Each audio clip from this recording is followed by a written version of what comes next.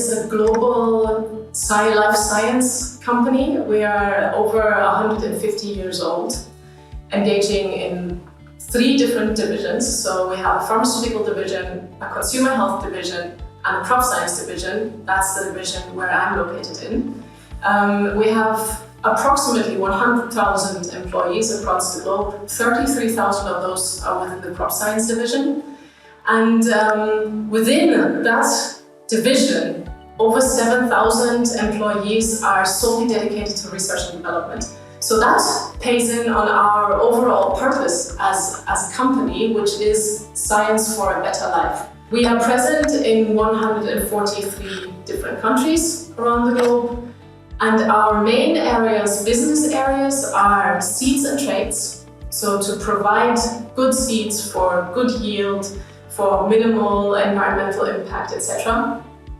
Then there's crop protection as a second pillar, also important for systems to work and for agricultural productivity and food security.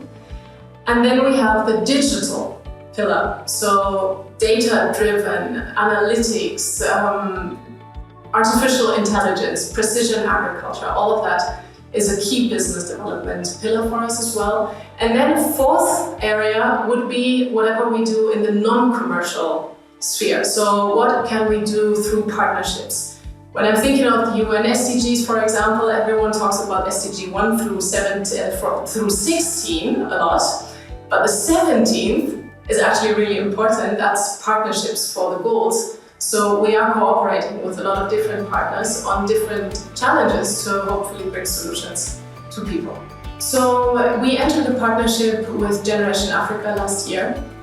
In my role of Next Generation Enabler, that was a natural partnership, really, because Generation Africa represents and interacts with so many young people on the African continent.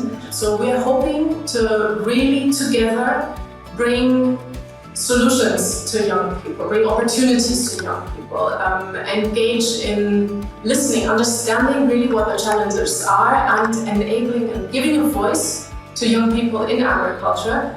And through that, making agriculture also more attractive for young people to stay in or to become engaged in. Because what we see is that many people go into the urban centers. Many people are leaving their farming backgrounds because it's not profitable, or because it's just really challenging, or because maybe there are better opportunities perceived elsewhere. And that brings me to the steering committee. So on the steering committee is all the different partners of Generation Africa together. We are one multi-stakeholder group, and we are all united in the goal of enabling young people.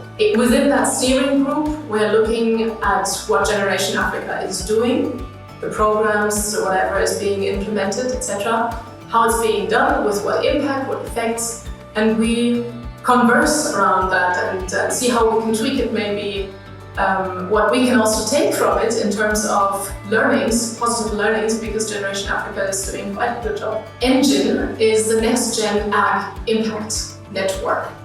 It's a new platform, a new network. There's actually a network of networks. It's 17 different founding partners, and Generation Africa is one of them. So I'm very thankful for the interest of Generation Africa being part of this global coalition. And NGIN sets out to bringing all different actors together at a table, but ensuring that young people and young people's associations, youth movements, etc., are part of it right from the start. We are now in a process of co-creation. So basically every single partner within this coalition has one voice.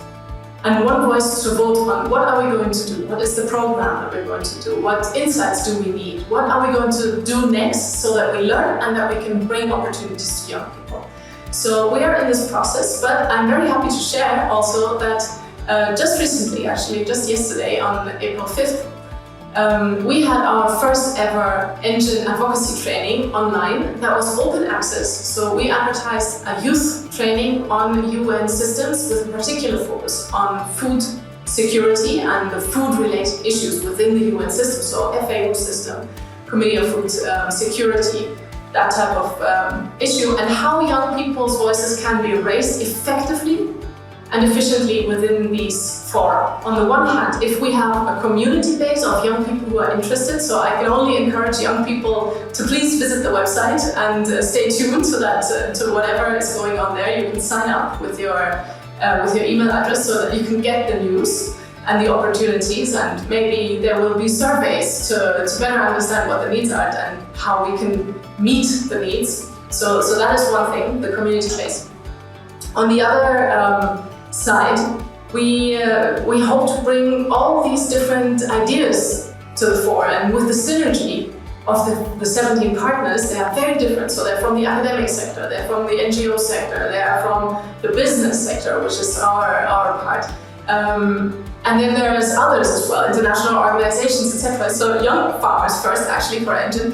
And by bringing all these different synergies together, we hope to create something more. But then, like I said before, we don't want to stop there with the 17, because we believe there are so many more good ideas out there, and there's so much more tech excellency or thought excellency, thought leadership, whatever you can think of, that is also welcome to come join NGIN. So please. And we see that we can have a lot of impact within the area of sustainably transforming agriculture within the planetary boundaries to feed 10 billion people. So this is actually a really big and very, very crucial question. How can we break the paradox of agriculture, feeding 10 billion people without starving the planet? So that drives us, that's really at the core, one core principle of NGIN. And sustainability, just to reiterate that as well, is very important to Bayer as well. We have our own 100 million smallholders commitment. We want to reach and enable and empower 100 million smallholders by 2030. And we know that young people make up a big portion of these 100 million. And then also, returning to your question about how Generation Africa contributes, well, Generation Africa reaches out to many of these. So that's natural. And Generation Africa has an immense reach of millions of young people that you reach across the continent. So to get a word out about the potentials of agriculture for sustainability, and sustainability not only meaning, but of course including a meaning of ecological sustainability, but also social sustainability and economic sustainability, those are all very important messages that need to be understood by not only young people, but by young people primarily, because only if that is an actual area of opportunity for livelihoods will it become an interesting area to engage in. So, young people in Africa, please raise your voice for agriculture, for yourself, for your future. Keep engaged. Talk to all the different stakeholders that are around you, within your communities, your broader networks. Talk about agriculture and how it's important. And then also, please visit our website at NGINAG.org.